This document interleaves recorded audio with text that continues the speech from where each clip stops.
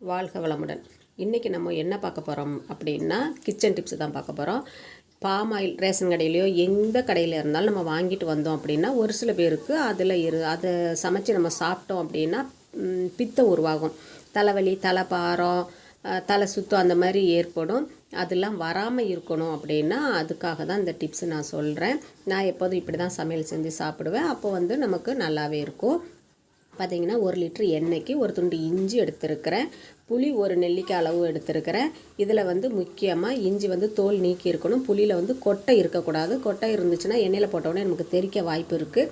இந்த 1 லிட்டர் எண்ணெயவும் அடுப்பில் பாத்திரம் வச்சுருக்கிறேன் பாருங்கள். பாத்திரம் காஞ்ச உடனே எண்ணெயை உள்ளே ஊற்றிட்டு இந்த இஞ்சியவும் புளியவும் தட்டி உள்ளே போட்டுருங்க.